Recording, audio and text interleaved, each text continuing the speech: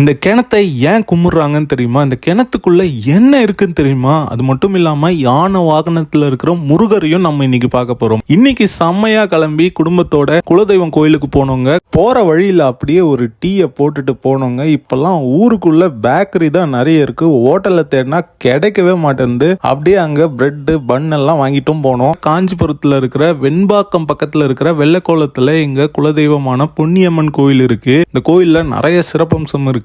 அதுல இந்த பெரிய அரச மரத்துக்கு அடியில இருக்கிற மிகப்பெரிய புத்துங்க, கிட்டத்தட்ட 30 வருஷத்துக்கு மேல இந்த புத்து இருக்குன்றாங்க. 7 அடிக்கு மேல உயரங்க. இங்க இருக்கிற கிணத்துக்குள்ள முனீஸ்வரர் இருக்கார் அப்படின்ற ஒரு நம்பிக்கை. இங்க பொங்கல் வச்சுட்டு அம்மனை கும்பிட்டுட்டு மாவிளக்கெல்லாம் போட்டுட்டு அந்த பொங்கலை சாப்பிட்டுட்டு கிளம்பிட்டோம். காஞ்சிபுரத்துக்கே வந்துட்டு இங்க ஓரிக்கையில் இருக்கிற இந்த சுந்தராம்பாள் மெஸ்ஸுக்கு ஃபர்ஸ்ட் டைம் போனாங்க. செம்ம டேஸ்ட்டு. எல்லாமே சாப்பிட்டேன். ரவா தோசை, சாதா தோசை, பூரி, பொங்கல்னு எல்லாமே செமையாக இருந்தது. கண்டிப்பாக நீங்களும் போய் ட்ரை பண்ணி பாருங்க. அதுக்கப்புறமா அங்கேருந்து மாகரலுக்கு போனோம். மாகரலீஸ்வரர் திருக்கோயில் 276 பாடல் பெற்ற ஸ்தலங்களுள் ஒன்று. இங்கே உடும்பு வாழ்தாங்க சிவலிங்கமாக இருக்கு. இந்த கோயிலில் தான் முருகர் யானை வாகனத்தில் இருக்காரு. இந்த கோயிலுக்கு போயிட்டு கொஞ்ச நேரம் ரெஸ்ட் எடுத்துட்டு இங்கேருந்து கிளம்பிட்டோங்க. இன்னொரு அற்புதமான விழாவில் சந்திக்கிறேன். பாய் பாய்.